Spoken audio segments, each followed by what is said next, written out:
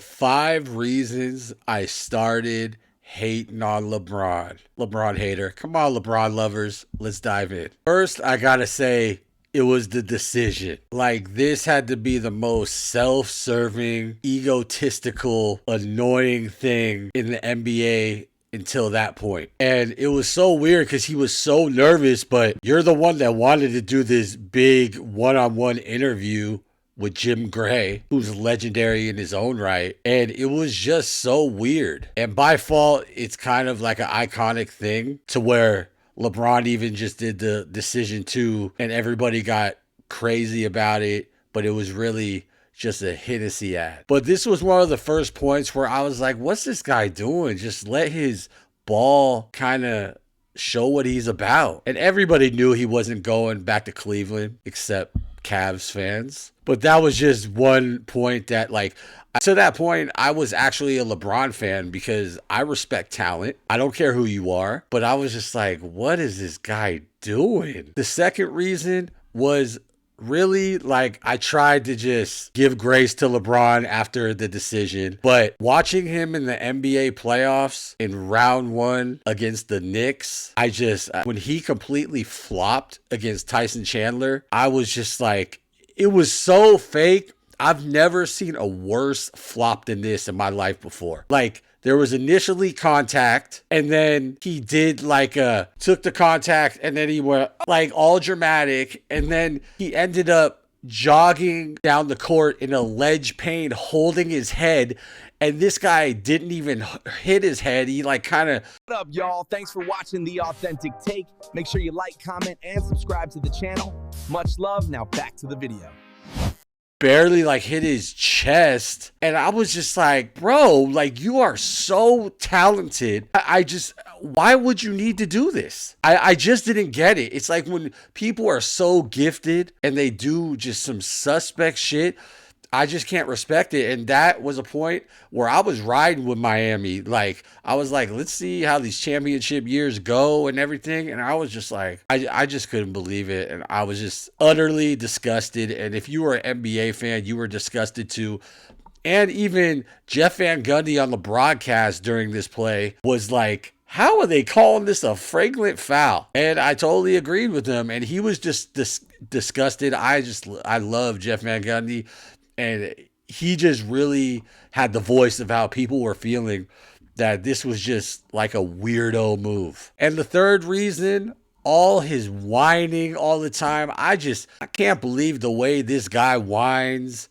Going back to what I said about him being so gifted, I just don't get why you gotta whine. You're probably gonna get the most calls in the league, obviously. And you just continue to whine when stuff doesn't go your way. I mean, that's life. Stuff doesn't go our way sometimes. But the way he's been stomping his feet on the court in disgust because the call doesn't go his way. The way that in Boston, when Jason Tatum did foul him, but he didn't get the call, he's just crying, slamming, getting on his knees on the court because it went to overtime. I'm just like, what kind of man is this? And I always say, I never seen Michael Jordan doing stuff like that. I'm sorry. I gotta always go there, right? It's just kind of embarrassing. The fourth reason is the constant comparison to Michael Jordan. I mean, I got these young heads always in the comments, and I'm sure they're going to be in the comments right now, telling me about LeBron, why he carried a weak Cavs team to the finals and a championship, blah, blah, blah, blah. But it's hard to compare when Michael Jordan laid the path for everybody, especially LeBron James. Do you think LeBron James would be wearing a number 23 if it wasn't for Michael Jordan? Really think about that. And why do you think he changed his number to 6? Because he was being compared too much to Michael Jordan, that he was trying to separate from that comparison. Think about it. To me, he's always been more of a Magic Johnson type player, which is not a knock, man. He facilitates, he is a scorer when he needs to be, but scoring isn't his primary weapon, which is actually a positive if you think about it. But I really think it's hard to compare, or I don't like that he's always been compared to Michael Jordan, because How can you compare someone to the person that laid the road for you, laid the lay of the land, made the pathway for you to even be who you are? And that's not a knock, but that is what Michael Jordan did. So that's always hard for me, but it is what it is. And the whole Smith altercation, like, it's like, Stephen A. Smith, man, what is he, like, barely 6 foot with his receding hairline, a guy that just talks crap on the airwaves like someone I know. But anyway, like, this guy makes a living at talking crap. He's always respected you. He always talks good about you. Like, he says you're the number 2 greatest basketball player of all time. Like, last I heard, that number 2 is kind of a positive thing. And you want to make it into a big thing about your son. He is in the NBA. He's going to get critiqued. What, Stephen A. Smith can't do it, but everybody else can? It's kind of crazy. A bigger person. Everybody else is littler than you.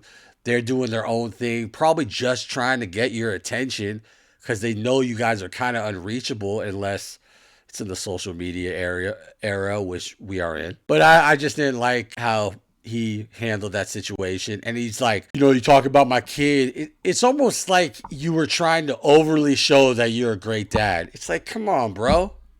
You don't need to do that. Take the high road. You get millions of dollars and this guy is bugging you? I just thought it was kind of crazy. But like always, drop a like. Drop a comment with your opinion. Do you feel the same way about LeBron? Or is this take just wild? This is the Authentic Take. Subscribe to the channel. And until next time.